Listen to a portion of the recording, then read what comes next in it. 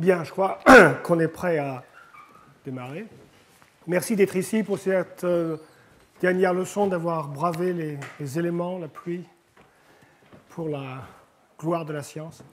En deuxième partie de ce programme, nous aurons le plaisir d'accueillir François Baccelli, qui est professeur à l'École normale supérieure et à l'Université du Texas à Austin, et qui nous parlera de tas de choses sur les réseaux et d'autres, et de routage. Alors,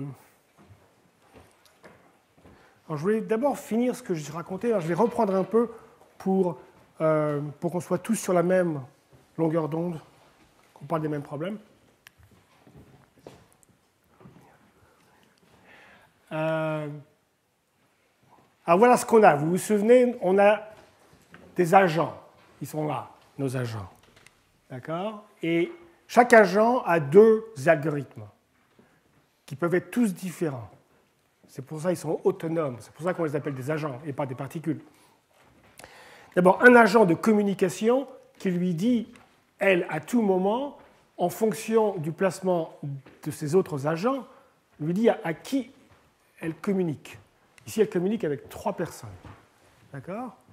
Et comme on veut être extrêmement général au niveau de la communication, on va tolérer un algorithme quasiment arbitraire. N'importe quelle question qu'on peut poser dans le langage de premier ordre sur les réels est acceptable. D'accord ? Une fois qu'elle sait... Alors, ces flèches-là, ça indique quoi ? Ça indique qu'elle va écouter ce que ce monsieur, cette dame et celle-là ont à dire, et puis elle va penser à ce qui elle est, où elle est, et elle va décider de faire quelque chose. Et se faire quelque chose, c'est de bouger dans l'espace. Donc elle va bouger quelque part. D'accord ? Donc on a une fonction d'action. Dans ce cas-là, on va considérer un algorithme de diffusion, ce qui veut dire géométriquement qu'elle va se déplacer quelque part dans l'enveloppe convexe de ces influences, de ces 3 personnes. Elle va se déplacer quelque part.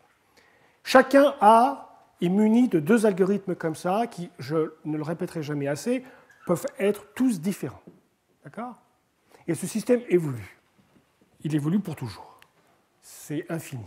D'accord ? Voilà. Voilà, ce n'était pas infini, mais... Et donc, on est en dimension D. Une dimension arbitraire, parce que c'est simplement le nombre de paramètres qu'on estime devoir stocker pour représenter l'état de chaque agent.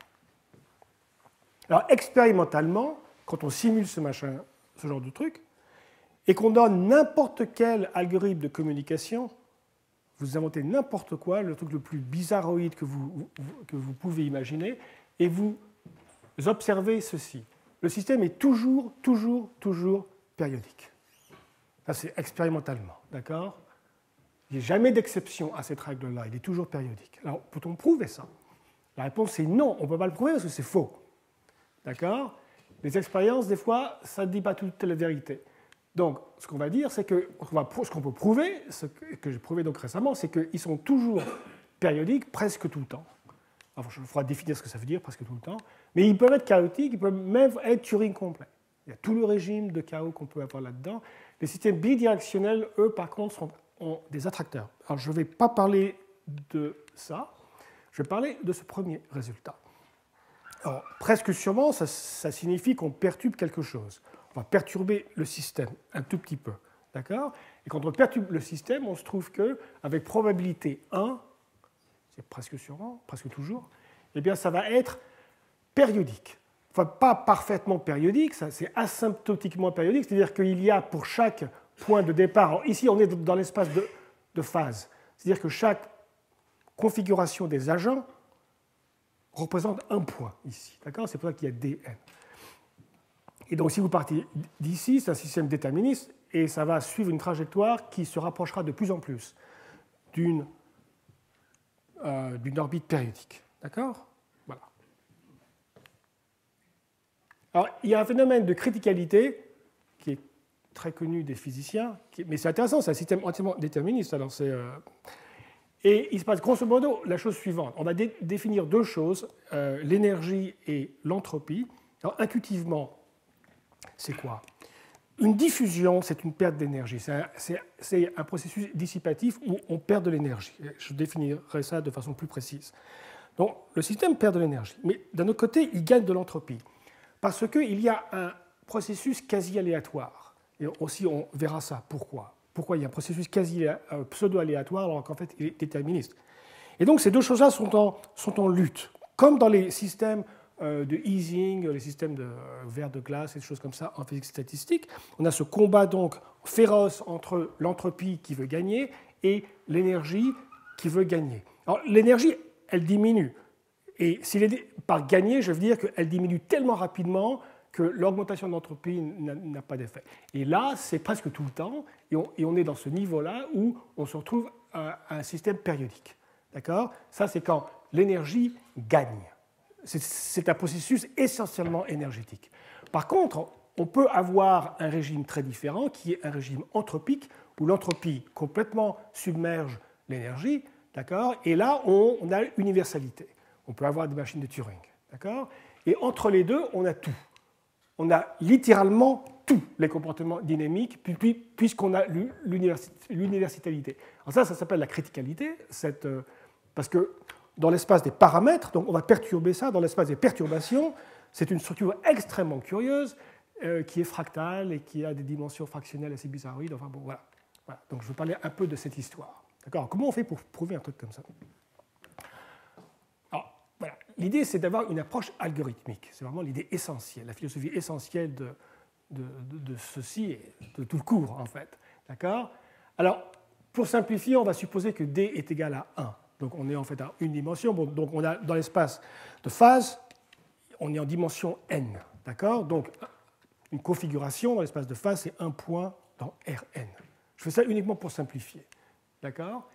Et donc, l'algorithme de communication, qu'est-ce qu'il dit? Qu'est-ce qu'il dit? Eh bien, il dit que on a des critères de sélection qui, selon l'état, donc selon où on se trouve dans cet espace, on va parler avec quelqu'un, on va parler avec quelqu'un d'autre, et tout ça.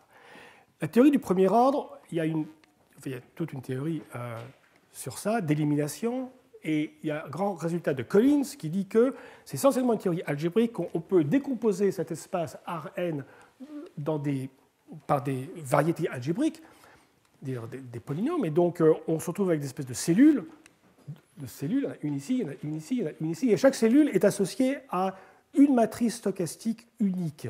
La matrice stochastique, c'est ce qui fait la diffusion. D'accord? Donc, vous pouvez oublier toutes ces personnes qui se déplacent sur l'écran comme ça, on peut avoir une représentation dans votre mental très différente, peut-être plus simple, peut-être plus compliquée, ça dépend de votre état d'esprit, où on a un espace, Rn, et puis on a un point. Ah, comment j'ai fait ça? Ah, voilà, miracle. On a un point, on avait un point.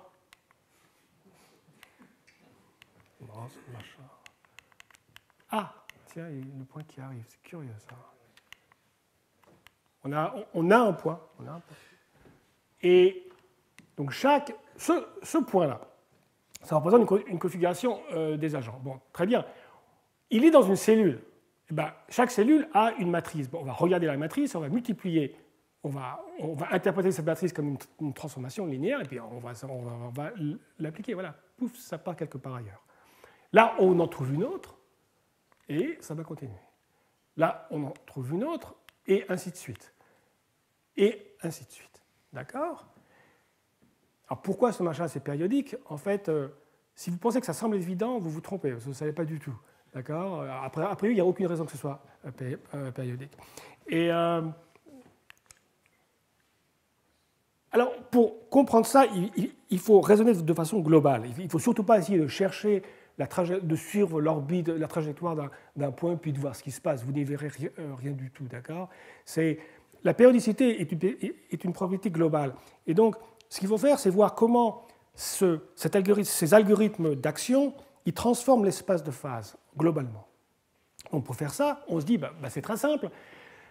Ce machin-là, ça décompose notre espace en cellules, chaque cellule a sa propre transformation, ben, on va simplement prendre chacune, on va la transformer et puis voir ce qui se passe. Donc là, tout ça, au temps 0, tous les points qui sont là-dedans, au temps 1, ils se retrouvent quelque part ici. Voilà, ce machin-là, ça a été transformé linéairement dans ce machin-là, et donc les points, là, ils se retrouvent quelque part ici. Là, ici, par contre, ce machin-là, ça tombe entre deux cellules. Donc, si vous partez d'ici et vous atterrissez sur la gauche, eh bien, vous allez ensuite avoir la transformation qui correspond à cette cellule bleue. Si par contre vous atterrissez ici, vous en allez avoir une autre. Et donc vous allez partir dans des directions différentes. D'accord ? Donc, si vous prenez les pré-images de ça, vous allez voir que ce cône-là va être subdivisé, va être partitionné en deux parties. Une qui va partir ici et l'autre qui va partir là. Donc vous voyez bien que ce machin-là, ça induit une structure d'arbre. Il y a une arborescence qui se crée. D'accord ? Parce que le machin suit, puis ça se coupe en deux, puis ça se coupe en quatre, et ainsi de suite. D'accord ? Alors,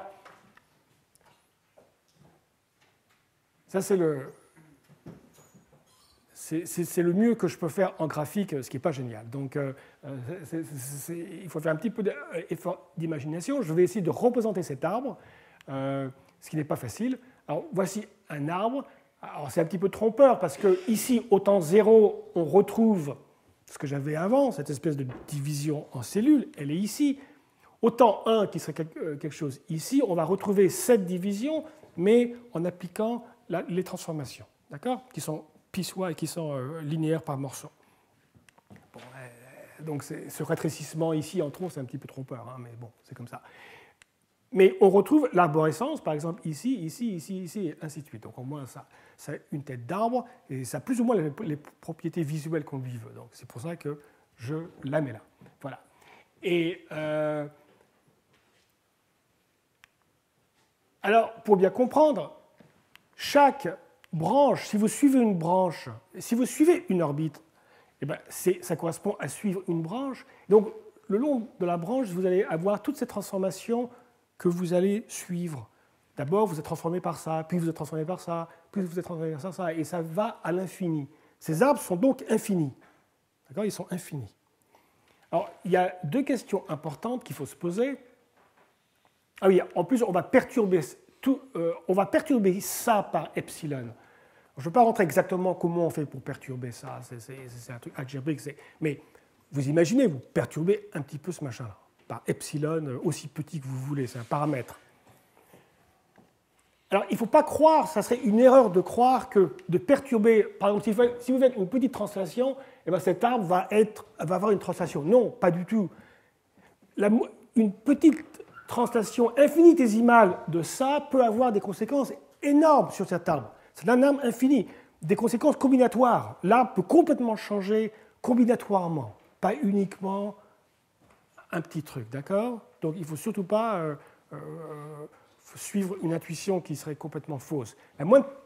C'est ça, une toute petite perturbation peut vous faire passer au travers de la zone critique, donc d'une machine de Turing à un système périodique. Donc c'est évident qu'il va y avoir des changements énormes dans cet arbre-là, d'accord ? Alors, l'idée c'est quoi ? Qu'est-ce qui va nous dire si c'est périodique ou si c'est une machine de Turing ou si c'est chaotique ? On peut prouver des choses, et grosso modo, on peut dire la chose suivante. Si au temps t, vous coupez tous vos arbres avec un hyperplan, et vous regardez, vous avez des espèces de cellules là. Ces cellules ces cellules rouges peuvent se chevaucher. L'arbre, j'ai dessiné avec les branches qui ne se chevauchent pas, parce que sinon, ce n'est pas possible. Mais évidemment, comme c'est une structure arborescente, c'est tout à fait possible que ces trucs se recoupent. D'accord ? Il faut bien comprendre ça. Donc, par exemple, il est tout à fait possible que la somme des volumes de ces choses-là, des machins rouges, soit infinie, bien qu'ils soient tendent vers l'infini, bien qu'ils soient à l'intérieur, ici, d'une espèce de rectangle de dimension finie. Pourquoi ? Parce que vous en allez avoir plusieurs, et ils peuvent se chevaucher. Et on va, quand on calcule le volume, on ne calcule pas le volume de l'union, on calcule la somme de tous les volumes. D'accord ? Et l'idée, grosso modo, c'est la suivante. Quand ce plan monte, ce machin rouge, ça disparaît, plus ou moins, ou alors ça envahit. Alors, si le volume va vers 0, ça va être périodique. Si ça va vers l'infini, ça va devenir une machine de Turing. Et si ça reste plus ou moins constant, alors là, c'est la zone critique. C'est là où il se passe des choses très, très intéressantes.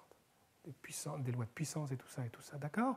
Donc, bon, ce que je dis, il faut prendre ça avec un petit grain de sel parce qu'il y a quand même des considérations techniques que je passe, mais moralement, disons, c'est correct ce que je dis. Donc, il y a deux paramètres qui comptent. Qu'est-ce qui détermine le volume de ce machin rouge? Intuitivement, c'est clair. Quand vous montez ce machin-là, il y a deux phénomènes. Il y a l'arbre qui a des branchements. Alors, est-ce qu'il a beaucoup de branchements, cet arbre, ou il en a peu? S'il a énormément de branchements, vous allez avoir beaucoup de ces machins rouges, et donc le volume va augmenter. C'est clair. D'un autre côté, ces branches, elles diminuent de volume. C'est comme dans les arbres qu'on trouve dans le quartier latin et ailleurs. D'accord? Et alors, on dit que les arbres ont une structure fractale en fait, qui correspondrait à une structure critique ici, que les arbres qu'on trouve dans la rue, que quand on les coupe, ce volume il est constant. Bon, je ne sais pas si c'est vraiment vrai. Mandelbrot disait ça, mais je ne sais pas si c'est vraiment vrai. Mais en tout cas, c'est bien comme histoire, que ce soit vrai ou faux. Et donc là, par contre, justement, on veut savoir de quel côté on se trouve. D'accord? C'est ça le truc. Donc il faut s'intéresser à deux choses, le branchement et le raffinement de ces branches. D'accord? On peut poser la même question sur les platanes. Quel est le degré moyen d'arborescence d'un platane et les branches s'affinent à quelle vitesse? Et je suis sûr qu'on peut classifier des tas d'arbres comme ça selon ces paramètres. Alors, pourquoi ce que j'ai dit c'est vrai? Ça, il faut le prouver et je vais sauter ça. Pourquoi, quand le rouge plus ou moins disparaît visuellement, c'est périodique? Quand le rouge envahit tout ça, c'est chaotique? Il faut le prouver tout ça. Périodique, c'est quand même très fort. Revenons à cet arbre-là. Périodique, ça veut dire que si vous vous baladez là-dedans, au bout de certain temps, la branche va être la même. Elle va se répéter, d'accord? Enfin, ça va toujours se raffiner, mais combinatoirement, vous allez repasser par la même série de matrices stochastiques qui va devenir périodique, d'accord? Donc, c'est quand même curieux comme truc, ça. Hein, c'est quand même bizarre. Hein, donc, l'arbre entièrement va devenir périodique. Bien sûr, si c'est une machine de Turing, l'arbre, il est universel, il peut être n'importe quoi. Donc il y a deux paramètres, il y a le branchement et il y a le raffinement qu'il faut étudier de près. D'accord? Alors là, j'ai fait référence au concept d'entropie qui est très important, et l'autre au concept d'énergie. Donc je vais devoir quand même parler un peu de ça, parce que ça joue le rôle principal. Pourquoi on change de terminologie? Pourquoi on n'appelle pas ça branchage simplement? Et pourquoi on appelle ça entropie? Pourquoi on appelle ça énergie? Il y a des raisons, pas uniquement de nomenclature, parce qu'on va utiliser des techniques particulières à ce genre de concept. D'accord? Notamment l'entropie, qui comme fonction a des tas de propriétés algébriques très intéressantes. Enfin, algébrique, c'est peut-être pas le mot, mais vous voyez ce que je veux dire, des inégalités. Voilà. Donc, le degré, grosso modo, voilà ce qu'on va prouver. L'arbre, au début, le degré peut être très grand. Si vous y pensez un peu et vous revenez à la décomposition de Collins, je n'ai pas parlé de ça, le degré peut être exponentiel, d'accord? Le degré, au début, peut être exponentiel. Donc, vous pouvez avoir un nombre exponentiel de branches, c'est beaucoup. Hein. Et le but, c'est que ce degré va diminuer. Et on veut prouver que, bon, au début, c'est très très grand, mais ça s'essouffle, et ça va diminuer, du moins pour la plupart des epsilons.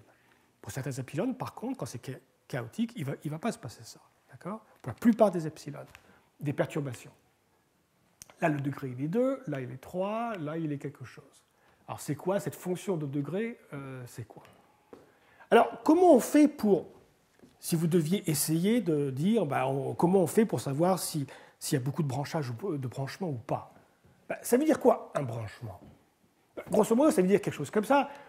Vous partez quelque part, une espèce de boule là, où vous partez, et la boule, elle va donc suivre une transformation linéaire, elle se retrouve ici, et elle va chevaucher, elle va rentrer dans le mur. Vous êtes donc l'espace de phase est divisé en pièces, des pièces un petit peu courbes et tout, et donc il y a des murs, et ce machin-là rentre dans un mur. C'est clair que si ça rentre jamais dans le mur, il n'y aura jamais de branchage. c'est clair, le branchement ne vient que du fait que ça rentre dans un mur et que ça part de chaque côté. Ça rentre dans un mur, ça va aller quelque part, ça va aller ailleurs. Et donc, il faut écrire la condition algébrique qui correspond à ça. Si on y pense un peu, c'est quoi? Ça, c'est un ensemble, c'est une boule, disons, euclidienne, donc c'est un ensemble de points. Ça, c'est une matrice. Et ce qu'on veut dire, c'est que la transformer, donc ça, c'est un ensemble, enfin, c'est plutôt un ensemble. Ah, je pensais que j'avais dessiné une petite ellipse, là, mais non. Enfin, c'est une ellipse, hein, parce que c'est... Bon. C'est pas une boule. Enfin, toujours est-il que c'est un ensemble de points.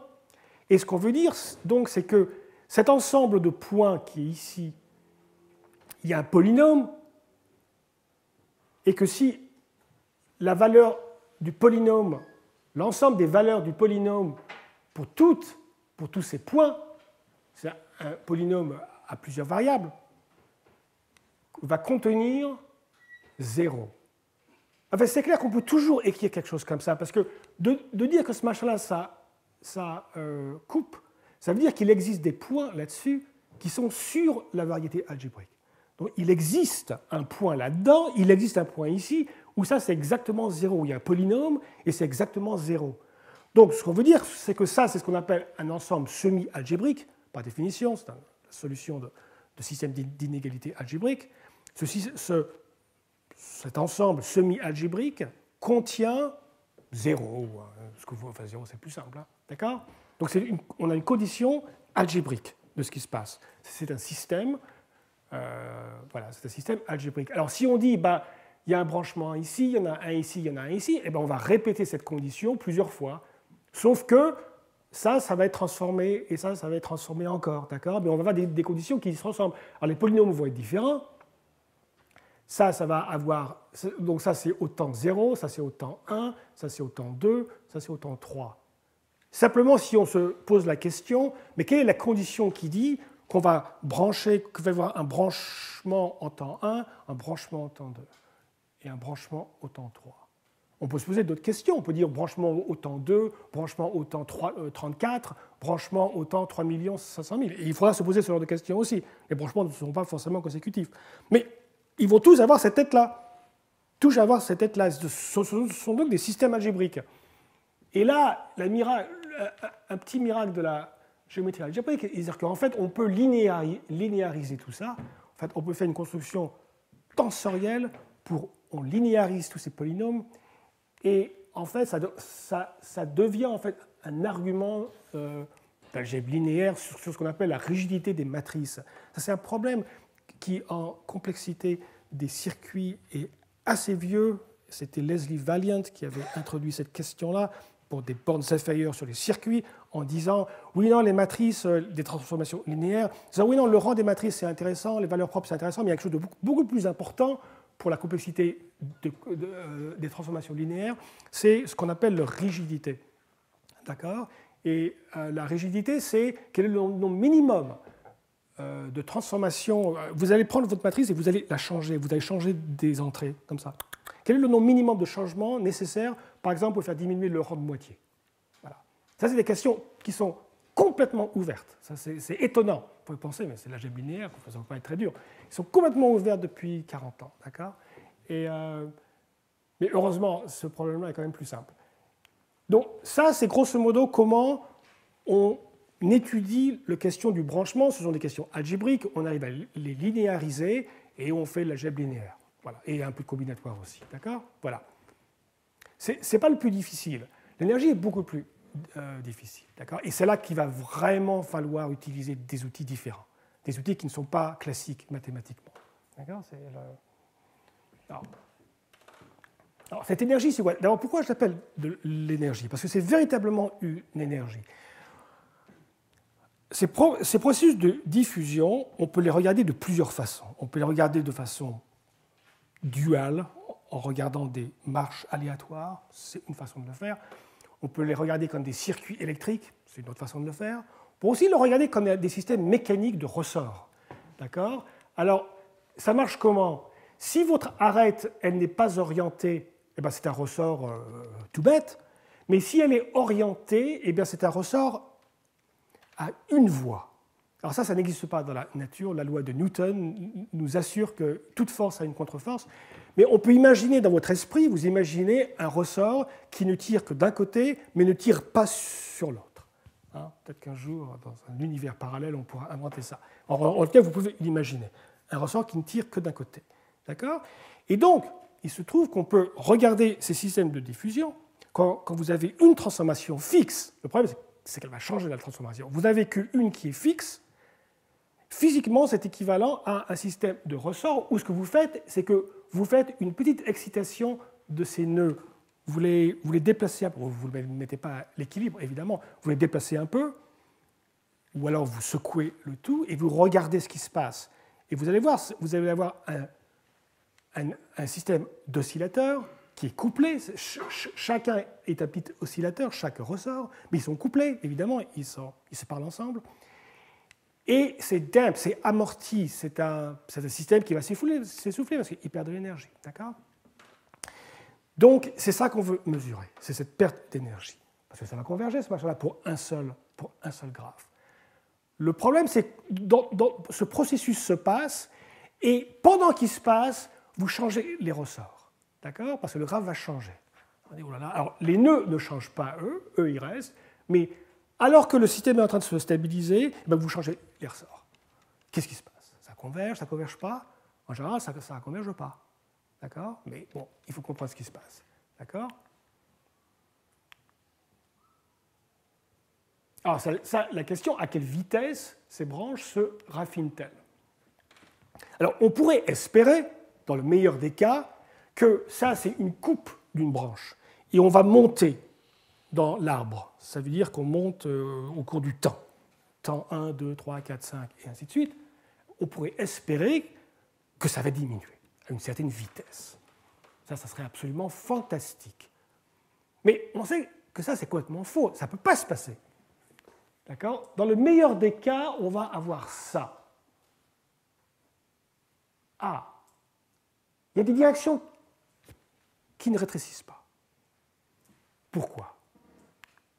C'est clair, le vecteur 1, 1, 1, 1 est toujours... Donc, ce sont des matrices stochastiques. Le vecteur 1, 1, 1, 1 est toujours un point fixe. C'est une valeur propre. C'est un vecteur propre pour la valeur propre dominante. Hein. Donc, on sait bien qu'il y a des directions où il ne se passe rien. Il n'y a aucun rétrécissement. Donc, au mieux, et on sait qu'il y en a toujours au moins une. Il y a toujours au moins une qui est comme ça. Donc, on sait que dans le meilleur des cas, nos branches vont se rétrécir, mais il y a au moins une direction où rien ne se passe. D'accord ? Et en fait, on va à une espèce d'attracteur. Mais malheureusement, comme le système peut changer, comme les graphes peuvent changer, ce machin-là, ça peut changer. Voilà, ça peut passer à droite et à gauche. Alors pourquoi ? Essayons de comprendre ça. Alors là, il y a une autre façon. Alors là, je considère un cas très simple, qui est beaucoup plus simple que celui qu'on doit analyser, c'est le cas d'un graphe fixe. Imaginons pour l'instant que le graphe est fixe. Donc on a un graphe comme ça, et ça ne change pas au cours du temps. Imaginons ça. D'accord ? Alors qu'est-ce qu'on ferait ? Ça c'est facile, c'est la théorie standard des chaînes de Markov. Donc ça, on sait faire. D'accord ?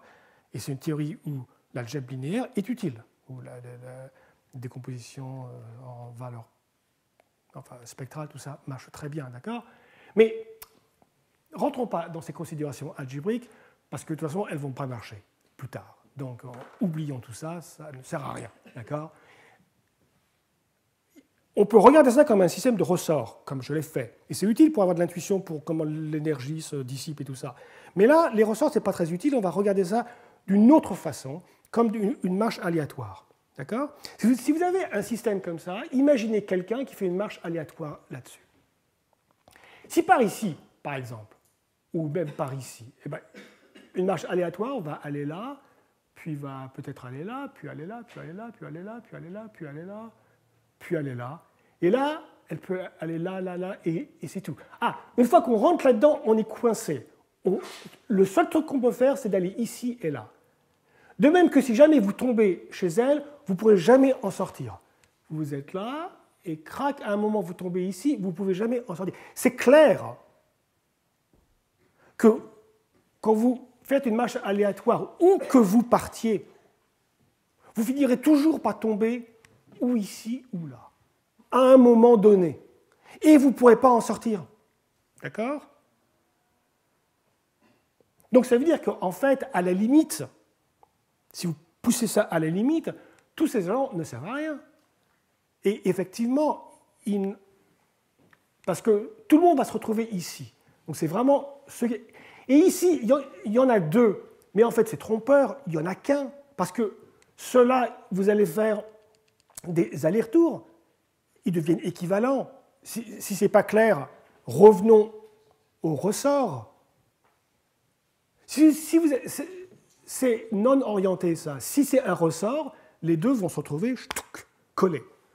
Donc ils vont compter que pour un. D'accord? Elle ne va jamais bouger. S'il y a un ressort, elle ne bouge jamais. C'est des ressorts à une voie. Et donc c'est certain que... Et tous les autres vont se retrouver écartelés entre les deux. Et donc tous les autres vont être une combinaison convexe des autres. Donc certainement d'un point de vue algébrique, sans prouver quoi que ce soit, on sait très bien que le système aura rang 2. C'est clair, rang 1 par L, et les deux qui se fusent contribueront à un autre rang. Ça en fera 2. Et tous les autres, ce seront des combinaisons linéaires. D'accord? Donc c'est un système qui a rang 2. Et ça, c'est ce qu'on appelle le nombre de classes communicantes essentielles dans la terminologie des chaînes de Markov. D'accord? Et il se trouve que c'est la dimension de l'attracteur où rien ne se rétrécit. Vous voyez, ce tronc d'arbre qui se rétrécissait, eh ben, le long de ces choses-là, c'est un espace de dimension 2, il n'y a aucun rétrécissement. Donc votre arbre, il y a un plan c'est un truc de dimension 2, où il n'y a pas de rétrécissement. C'est un attracteur, en fait c'est même... c'est plus qu'un truc de point fixe, c'est aussi un truc attracteur. D'accord? Voilà. Ça, on n'aime pas du tout ça. Déjà, 1, c'est pas bien, mais alors là, il y en a 2, il y a tout un plan qui ne se rétrécit pas. Bientôt, peut-être que rien va se rétrécir. C'est terrible, parce qu'on veut que ça se rétrécisse. C'est très, très important. Le combat entre entropie et branchement et énergie, il est basé sur le rétrécissement. Et si ça ne se rétrécit pas, ça va être un gros problème. Ah, mais peut-être si ça ne se rétrécit pas, il y a d'autres propriétés qu'on a. Par exemple, regardons ici pour avoir un peu d'intuition. C'est vrai, ça ne se rétrécit pas parce que ces rangs-là, ils nous embêtent.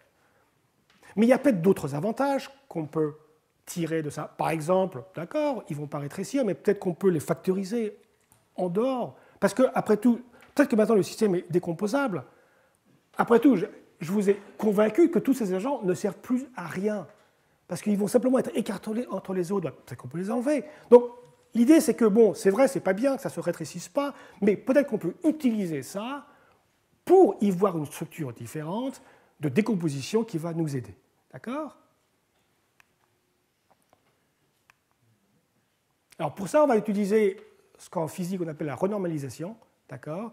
Qui est vraiment, en physique, c'est la technique, on a un système de particules très grand, et bien on arrive à faire la décimation, et enfin, ça, je parle de ce qu'on appelle la renormalisation de Kadanoff et de Wilson, où on prend des groupes de particules, on les met ensemble et on dit « Ah, c'est une super particule maintenant qui est plus grosse, mais on va la traiter comme une particule. » Et en faisant ça, on diminue le degré de liberté. Et on répète ça, et on répète ça, et on a des récurrences. On fait ça en physique tout le temps. C'est un des plus grands succès de la physique du XXe siècle. Hein. Les phases de transition pour...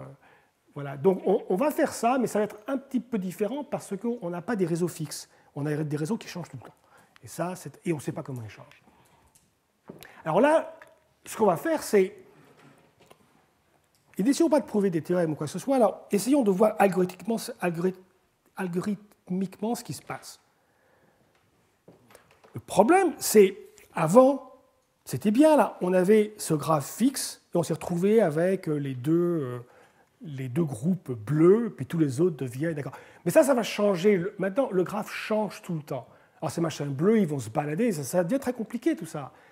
Donc, il faut peut-être essayer de voir algorithmiquement comment ça se passe. Alors, revenons à la base. Ce système, c'est un système de communication. L'information, il y a des informations qui se propagent. Par exemple, quand j'écoute les opinions de Gérard et de François, il y a une information qui me vient d'eux, qui m'arrive à moi. Et puis je vais essayer de la traiter. D'accord? Donc, il y a une information qu'on peut quantifier qui bouge. Donc, dans ce réseau, il y a des informations qui bougent tout le temps. Le réseau, lui, bouge, mais pas indépendamment, mais de façon différente, l'information va aussi bouger. Imaginez un système d'eau, par exemple, avec des canaux où l'eau se répand et tout. L'information se mélange tout le temps. Et alors revenons à ça et essayons de comprendre ça. Après tout, c'est algorithmique, ça. D'accord? Alors, c'est ce que cet algorithme va faire. Ce flow tracker, c'est un algorithme qui est nécessaire pour la preuve. D'accord? Donc, c'est une preuve algorithmique. Donc, je vais définir un algorithme qui est très simple, mais qui, à mon avis, est très fondamental. Alors, cet algorithme, c'est le suivant. Bon, dans mon papier, j'utilise l'analogie de métaphore aquatique, mais en fait, je préfère celle que je vais vous dire, qui est plus musicale. D'accord? Imaginez qu'il y a un chien qui connaît une chanson. D'accord? Et donc, il la fredonne. Et ceux qui ont la bonne idée de l'écouter, eh ben, ils apprennent la chanson.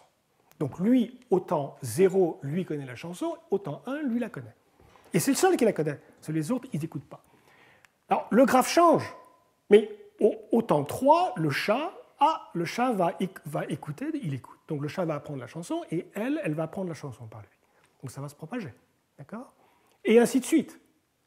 Et c'est important que, comme le graphe change, on ne sait pas comment il change, on ne sait même pas la vitesse de propagation. C'est ça la grande différence avec la renormalisation en physique.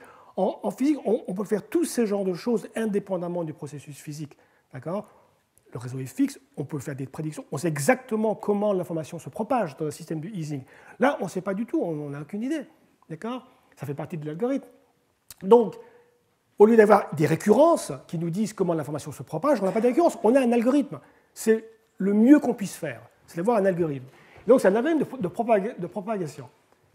Quand on arrive, alors, là, tout le monde connaît la chanson sauf elle. Ah, là, elle la connaît. Alors, tout le monde connaît la chanson. Là, on peut prouver.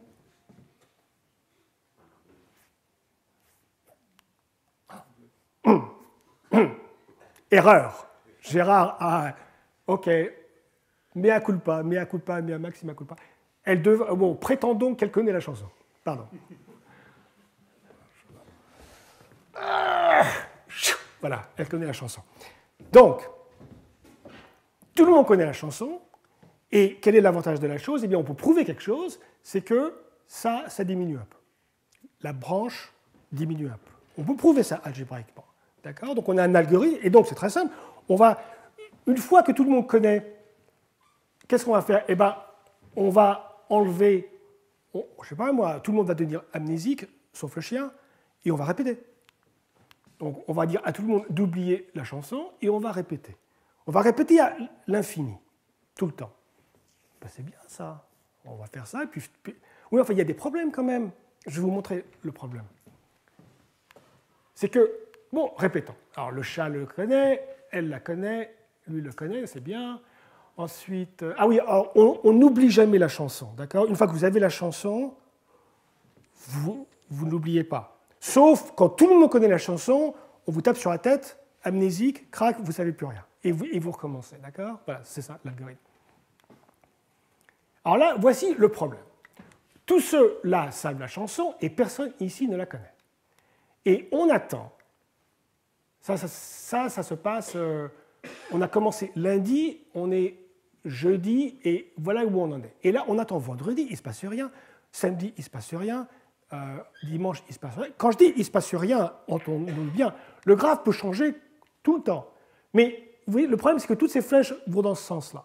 Donc personne ici n'est en mesure d'apprendre la chanson. Alors, ces flèches peuvent changer, mais vendredi, samedi, dimanche, lundi, mardi, mercredi, les flèches qui sont là, elles peuvent changer, mais elles vont toujours du mauvais sens. Elles vont toujours dans le sens où c'est impossible pour eux d'apprendre la chanson.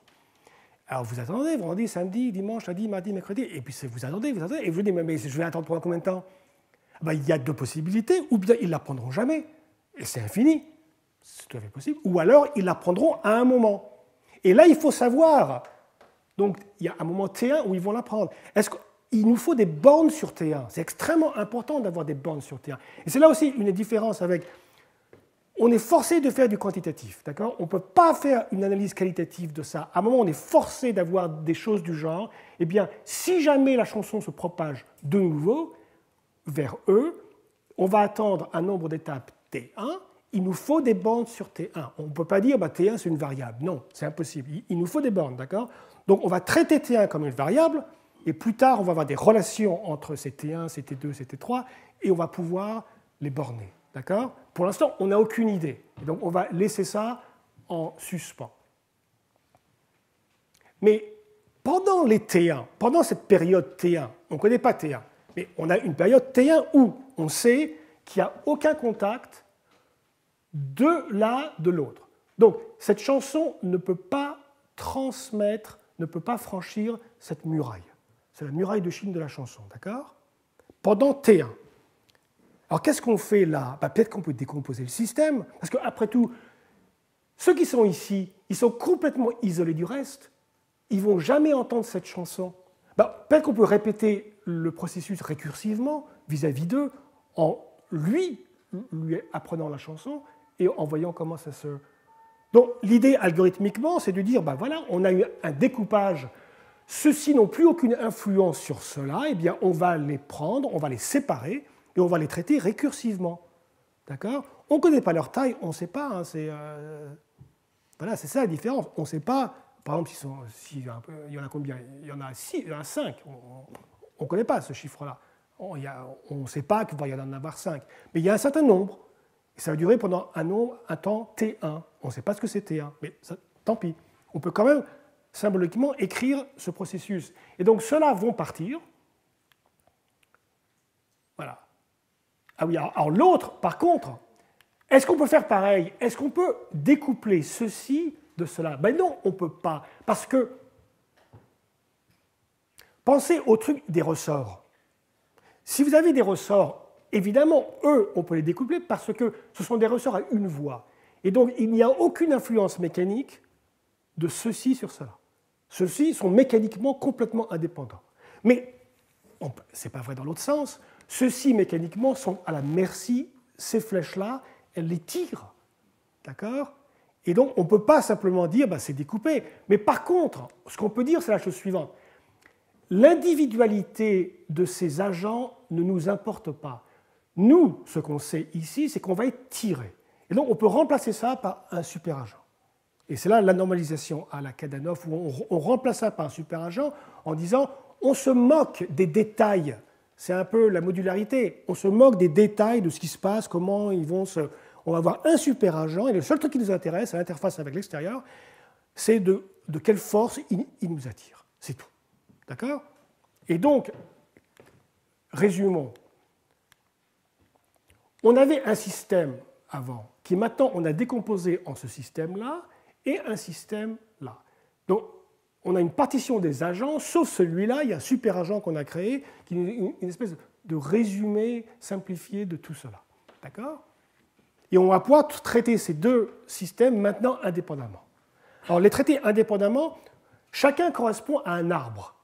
Et donc, on va vers ce qu'on appelle une somme directe, c'est une opération tensorielle sur ces processus. D'accord?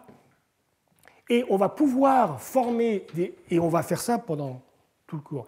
Et de ça, on va pouvoir tirer des récurrences sur T1, parce qu'il nous faudra T1. Pas exactement, mais il nous faudra des bornes sur T1, des bornes asymptotiques. D'accord?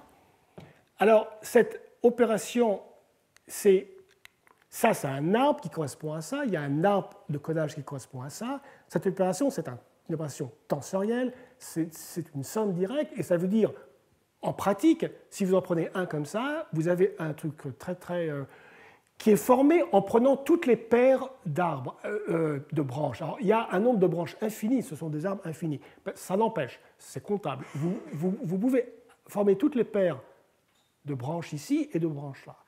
Et chaque paire forme une branche ici, d'accord? Donc, c'est dans l'espace des branches infinies, ceci, c'est le produit cartésien, d'accord, de ces machins-là. Voilà, donc c'est pour ça que c'est une opération tensorielle, ce n'est pas uniquement un... Bon, imaginons qu'après T1, la propagation reprend. La propagation de la chanson reprend. Elle va passer ici, la chanson. après T1. Et bien ce qu'on va faire, on va continuer. Alors on va prendre ça, qu'on a décomposé récursivement, on va en faire un seul système, qui est maintenant écrit de façon tensorielle, et on va le conjuguer, le composer avec ce qui suit dans le temps. Et ça, c'est aussi une opération tensorielle, mais c'est une opération de produit. C'est un produit direct. D'accord? Alors, le produit direct, il fait quoi? Si vous prenez un arbre de codage et vous en prenez un autre, eh bien, ça correspond à quelque chose comme ça. D'accord? Ah, bon, ces branches sont infinies, on va la couper quelque part, on va prendre une branche infinie, on va la couper quelque part, et on va coller ce machin-là. C'est ça, c'est cette opération. D'accord? La première est bien sûr commutative. L'addition, la somme directe est commutative. Ça, évidemment, ça n'est pas commutatif, car ça respecte le temps. Et le temps n'est pas commutatif, évidemment. D'accord? Voilà. Donc, on a. Alors, pourquoi on fait tout ça? Mais parce que ça nous permet de réécrire ce machin-là de façon générative. On va écrire un circuit, si vous voulez, qui va nous générer cet arbre-là. D'accord? Et ce circuit, il sera écrit dans un langage de tenseur. Alors, il y a d'autres opérations. Il y a l'opération de renormalisation ici, ça je vous. Puis il y a d'autres trucs ici. Donc, bon. Mais c'est un circuit qui est. Enfin, on réécrit ça, disons, dans ce machin-là, et ça, c'est une expression qui est infinie, et qui est récursive. Parce que ça, c'est le machin récursif de ça, d'accord? Donc, ça paraît un peu compliqué, et donc, peut-être qu'on peut se demander, mais quel est l'avantage de faire ça? Alors, avant que j'arrive à ça, quel est l'avantage de ça? Il faut bien comprendre, et ça, c'est un point sur lequel je n'insisterai jamais assez, on est passé de là à là en physique. Quand on fait de la renormalisation, pour passer de là à là, c'est un truc qu'on fait en 10 minutes avec un crayon. C'est même complètement trivial, cette renormalisation, au niveau, pas de calculer les paramètres d'ordre et tout ça, mais de savoir la décimation, c'est complètement trivial. Ici, on ne peut pas faire ça de façon close. Il y a un algorithme, c'est un compilateur en fait.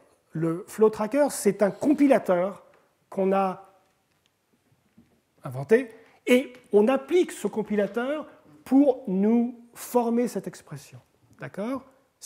Et ça correspond à une décomposition, de même qu'un compilateur va nous décomposer de façon hiérarchique un programme. Quand vous écrivez un programme, c'est ce que ça fait. Eh bien ça fait pareil. Ça va nous prendre notre arbre infini qu'on ne connaît pas trop, et ça va nous le décomposer de façon hiérarchique.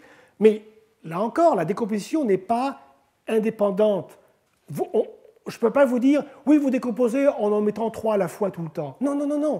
Ça, la façon dont c'est décomposé est dépendant de l'algorithme dynamique lui-même du processus. Donc c'est là que c'est très important. La renormalisation elle-même est un système dynamique, mais qui dépend du système dynamique original. Alors qu'en physique, la renormalisation est effectivement un système dynamique, mais par contre qui est indépendant, d'accord, du processus dynamique de particules qu'on utilise. Donc ça, c'est la grosse différence. Donc, résumons, on a une espèce d'objet qui bouge tout le temps, et on veut comprendre ce qui se passe. Eh bien, on peut très bien définir cet arbre de codage, c'est trivial, on le définit abstraitement, de façon complètement évidente, on le secoue un peu pour faire des permutations, des perturbations, et on va, avec un compilateur, qui est le flow tracker, faire tout ça. On a des...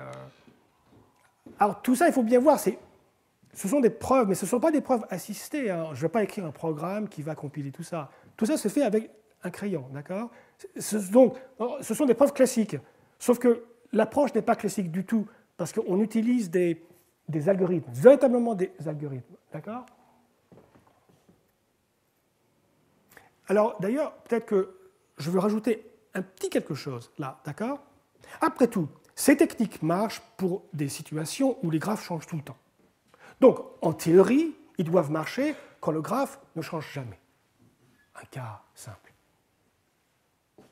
Mais quand le graphe ne change jamais, on a d'autres techniques spectrales pour faire ça. Est-ce que quand on spécialise cet algorithme au cas où rien ne change, est-ce qu'on retrouve la méthode spectrale? Et la réponse est oui. Et ça, c'est très important de comprendre pourquoi. Parce que, à mon avis, au niveau de la méthodologie, c'est très important. D'accord? Alors, peut-être que... Ça, c'est l'avantage des mathématiques constructives. Alors, on approche ce problème-là en disant, ouais, c'est des transformations linéaires qu'on compose, très bien. On va les décomposer selon leur mode propre, d'accord? Donc les vecteurs propres et tout ça et tout ça. Ah, on ne peut pas. Ah ben c'est embêtant ça. Ben non, on ne peut pas, ça n'a aucun sens, ou bien on ne peut pas les dégaliser, ou même pire que ça, les bases changent tout le temps, donc ça ne marche pas. N'arrêtons pas. Au lieu de simplement abandonner, on va abandonner le théorème. Mais ce qu'on va dire, c'est, ah attendez, le théorème qui ne marche plus donc, examinons la preuve qu'il y a avant.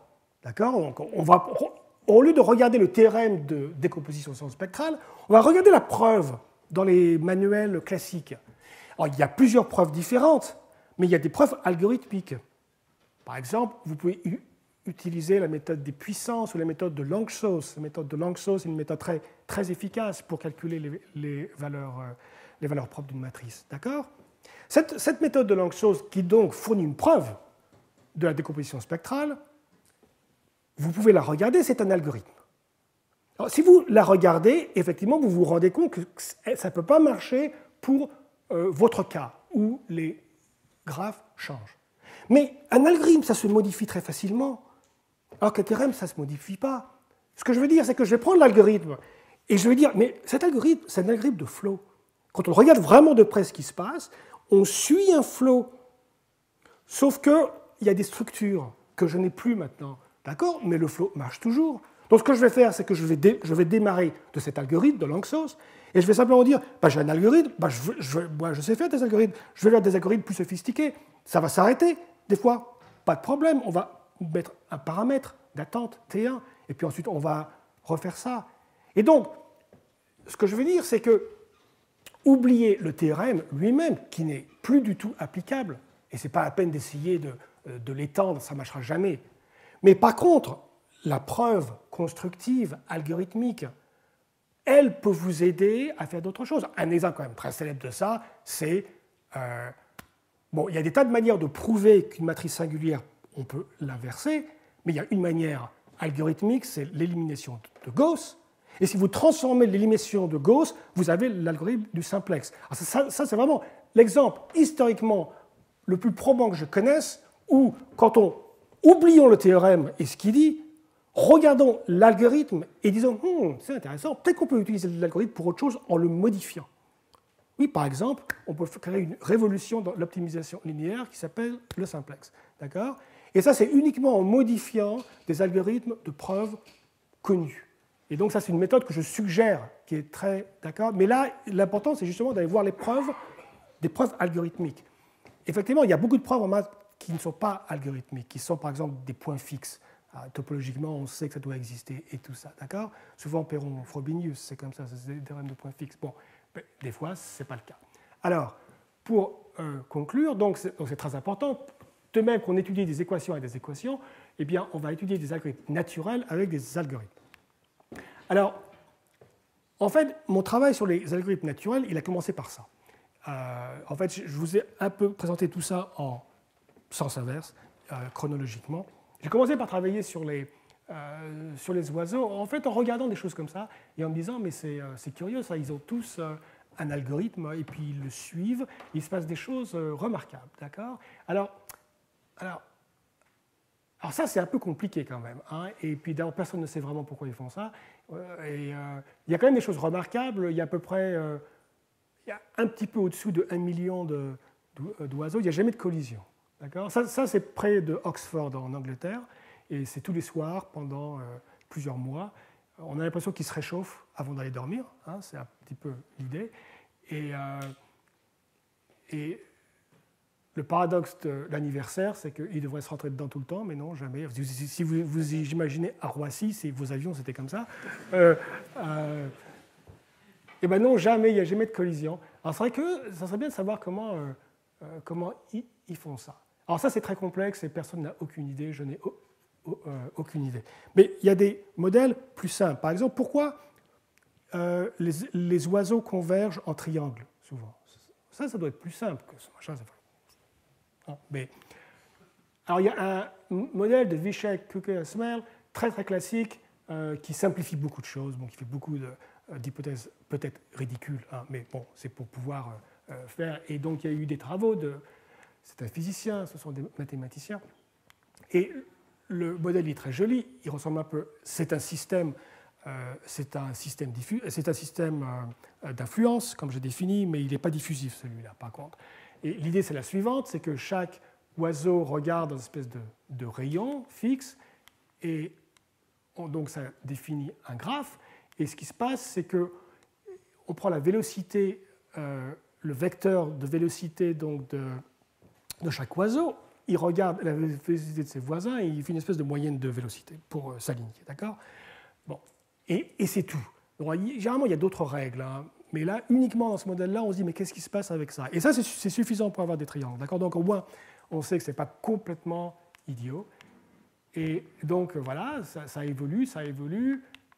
Là aussi, le graphique n'est pas génial, hein, je m'excuse. Hein, c'est un peu honteux pour un informaticien de vous donner ça. Mais enfin, bon. Mes amis qui font du graphisme à Princeton, ils sont très gentils, mais ils ont, je crois, des choses plus intéressantes à faire que me donner des photos. Et donc, ce graphe change tout le temps, et on va se poser la question, mais avant de se poser la question, est-ce que ça devient un triangle, mais est-ce que ça s'arrête de changer, ou ça change tout le temps? D'accord? Donc j'ai prouvé que ça, effectivement, ça convergeait, et c'est le premier résultat qui n'a aucune hypothèse. Il y a beaucoup de résultats antérieurs qui ont toutes des hypothèses. Des hypothèses du genre de connectivité, les oiseaux se connectent un temps infini, blablabla. Bla, bla, bla. Et là, c'est sans aucune hypothèse, d'accord? Et alors, quand on regarde le temps, ce qui se passe, d'abord les oiseaux, au début, ils peuvent faire un peu n'importe quoi, on ne sait vraiment pas ce qui se passe, ils volent un peu dans tous les sens. Très difficile de savoir ce qui se passe au début, d'accord? C'est un système hors d'équilibre, où il se passe un peu n'importe quoi, d'accord? Et puis petit à petit, ils vont se former des flocks. Je ne sais pas comment on dit en français, une nuée ou un truc comme ça. Ils forment des nuées. Et à un moment donné, voilà ce qui se passe. Les nuées sont formées et on peut prouver qu'il n'y a plus de désagrégation possible. C'est-à-dire qu'une nuée ne peut plus se scinder en deux. Alors avant, elle pouvait, maintenant, elle ne le peut plus. Mais par contre, ce qui peut se passer, c'est que deux nuées peuvent s'unifier en une. Donc, à partir de ce moment-là, on n'a qu'une espèce de mouvement d'arbre, si vous voulez, où les nuées ne peuvent que se unifier. Et finalement, ça converge. Alors, converge, ça veut dire qu'il y a un certain nombre de nuées, hein, peut-être une, peut-être plusieurs, et que tout le monde part dans ça. Alors, une fois qu'une nuée est formée à l'équilibre, l'équilibre, ça veut dire quoi? Ça veut dire que le centre de gravité, si vous mesurez le centre de gravité de la façon dont il faut, ce centre de gravité a une vitesse constante, a une vélocité constante. Par contre, on a toujours des oscillateurs ici, chaque oiseau peut osciller autour de ça tout le temps.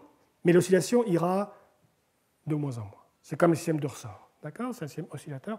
Mais par contre, le centre de gravité, lui, a une valeur constante. C'est la valeur propre de cette composante. D'accord? J'ai réussi à borner les temps. Alors, ce temps-là, par contre, je n'ai pas de preuve d'optimalité, donc c'est une borne supérieure, mais je ne sais pas la borne inférieure. Ça, par contre, bon, je ne vous embête pas avec la forme exacte, ce n'est pas important. Mais ça, par contre, curieusement, j'ai une borne qui est exacte, qui a eu une borne inférieure. Donc je peux, en fait, c'est une fonction très élevée, et je peux, effectivement, c'est organiser un groupe d'oiseaux tel qu'il convergera exactement dans ce temps-là, et c'est optimal. D'accord? Donc c'est bien ça.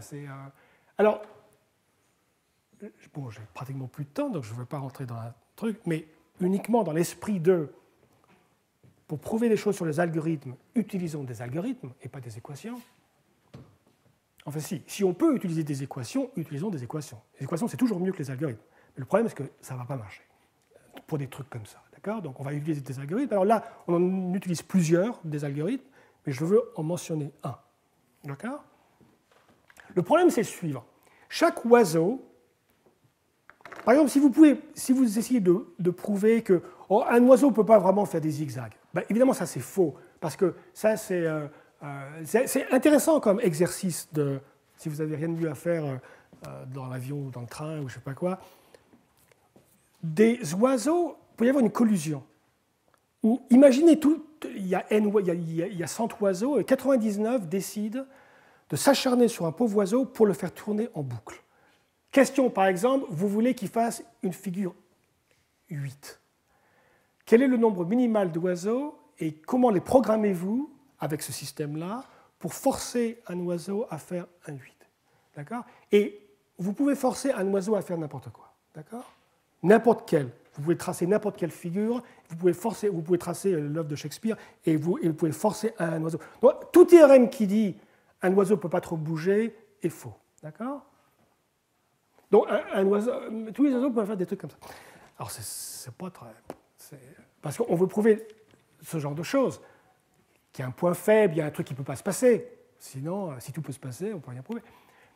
Alors, on va faire de la géométrie algorithmique et voilà ce qu'on va faire. On va dire, un oiseau, remontons dans le temps. Pourquoi il est là, lui? Il est là parce qu'au temps précédent, sa vélocité a fait la moyenne de lui-même et puis de deux autres oiseaux. C'est pour ça qu'il se retrouve là. Et donc, on a une espèce de petit simplex, de petit cône convexe, et la vélocité de ce machin se trouve là-dedans. D'accord? Ça, c'est géométrique, d'accord? Donc, alors ça, c'est en dimension 4, parce que les oiseaux, ils vivent en dimension 3, mais on est dans le temps, et on remonte dans le temps. Donc, on est en dimension 4, d'accord? Et ça se répète.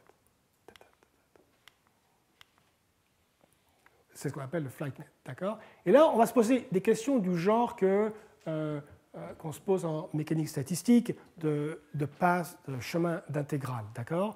On a une arborescence exponentielle et on veut prouver qu'il y a des chemins spéciaux. Notamment, je veux prouver qu'il y a des chemins qui sont presque tout droits. Alors, un chemin, c'est quoi? C'est de suivre un de ces trucs-là. Alors, rappelez-vous bien que si vous suivez un chemin arbitraire, ce n'est pas forcément le même oiseau que vous allez suivre. Parce que, effectivement, un oiseau ici se retrouve comme ça. Mais si vous suivez un truc dans l'autre sens, par contre, vous pouvez évidemment passer d'un oiseau à un autre. D'accord? Par exemple, ici, il y a 3 chemins possibles. De là, cet oiseau n'en correspond qu'à un seul. Peut-être que celui-là vient d'ici. Donc si vous allez de là à là, l'oiseau qui correspond à ça n'est pas le même que celui-là. Vous changez d'oiseau. D'accord? Alors la question, c'est la suivante, et elle est algorithmique. Ça veut dire quoi qu'il y ait un chemin presque droit? Ça veut dire qu'il y a un truc comme ça, et c'est plus ou moins en ligne droite. Enfin, il y a une courbure, mais on peut la borner. D'accord? C'est presque droit. Alors que chaque oiseau peut faire des zigzags et des machins, et dans cette structure-là, il y a au moins un chemin. Alors, mais ça correspond à quoi, ça? Ça correspond à la chose suivante. Ça se trouve, l'oiseau ici n'est pas le même que celui-là. Mais ils ont été voisins. Et donc, si celui-là a un bâton à la main, enfin, ça n'a pas de main, un oiseau, dans son bec, et quand ils étaient voisins, il l'a passé à son copain, alors, et que lui l'a passé à son copain, et lui l'a passé à son copain quand ils étaient voisins, eh bien, ce qu'on veut dire, c'est qu'en fait, ce bâton, enfin ce témoin, comme les témoins dans les courses aux Jeux Olympiques, ce témoin a suivi une ligne droite, plus ou moins. Donc imaginez une foule de gens qui font des tas de mouvements bizarres, et il se passe un témoin de façon très très élaborée, de façon que le témoin, lui, va en ligne droite, alors que tout le monde va en zigzag. Vous voyez ce que je veux dire? Si vous avez le témoin, tant que vous allez droit, ça va, mais dès que vous tournez un peu, vous le donnez à quelqu'un qui, lui, va aller en ligne droite. Question, est-ce qu'il existe une manière... Alors, regardez comment je pose la question. C'est une question algorithmique. Existe-t-il un protocole de passage de témoin qui garde le témoin en ligne droite? C'est une question algorithmique. C'est un défi que je donne aux oiseaux en disant, mais est-ce que vous pouvez voir un algorithme distribué de passage de témoin qui garde le témoin en ligne droite?